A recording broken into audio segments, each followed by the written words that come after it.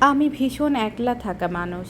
আমি ভীষণ আমার ভেতর থাকি, যত্ন করে খুব খেয়ালে রোজ আমিটাকে আমার ভেতর রাখি।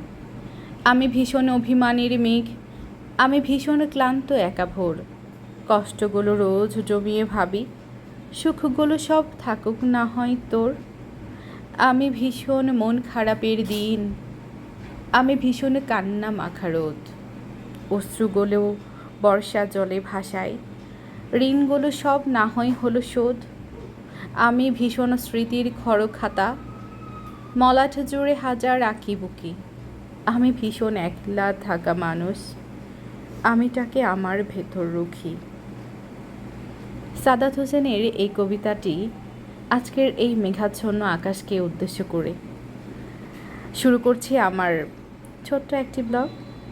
ধন্যবাদ সবাইকে। Welcome back to my channel a tale of বুকে। আজকের দিনটা আলাদা, আকাশে রোদ নেই, শুধু ঘন মেঘ আর হালকা ঠান্ডা হাওয়া। জানলার বাইরে পাতা দুলছে, মাঝে মাঝে দূরে মেঘের গর্জন শোনা যায়। এমন আবহাওয়ায় আমার প্রথম কাজ হচ্ছে কফি বানানো। টেবিলের উপর রাখা প্রিয় মগটা হাতে নিয়ে আমি ধীরে ধীরে ঢাললাম গরম কফি। ধোঁয়ার ভেতর যেন ভেসে আসছে গল্প বলার আমন্ত্রণ। এখানে আমরা শুধু বইয়ের গল্প বলি না, দিনের মোট, বাইরের আবহাওয়া আর সেই সাথে কফির উষ্ণতা সব কিছুই ভাগ করে নিই।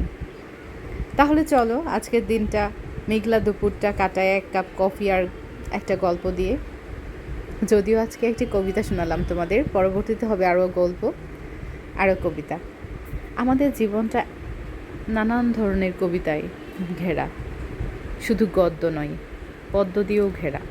বাট আমরা সেটা হয়তো বা অনেকে লিখতে পারি না, প্রকাশ করতে পারি না। কবির ভাষায় সেগুলো দারুণভাবে প্রকাশিত হয়েছে বলে আমরা কবিতা খুব পছন্দ করি। আমার তো কবিতা খুবই পছন্দ। আপনাদের কার কার কবিতা ভালো লাগে আশা করি কমেন্টে জানাবেন। কার লেখা কবিতা ভালো লাগে সেটাও জানাবেন। ইদানিংকালে সাদাত হোসেনের কবিতা আমার অনেক ভালো লাগে, তার লেখনী আমার পছন্দ। উপন্যাসের কথা বলতে গেলে শরৎ, মানিক বন্দ্যোপাধ্যায়, অদ্বৈত মল্ল বর্মণের তিতাস, অনেক অনেক উপন্যাস আমার পছন্দের তালিকায় রয়েছে। আপনারাও ভাগ করে নিতে পারেন কোনটা আপনাদের পছন্দ। এর পরবর্তীতে একটা বই থেকে আমার প্রিয় কিছু লাইন আপনাদের শোনাবো। আজকের মতো এখানেই শেষ করছি। আশা করছি পরে আবারও দেখা হবে। সবাই ভালো থাকবেন। আল্লাহ হাফিজ।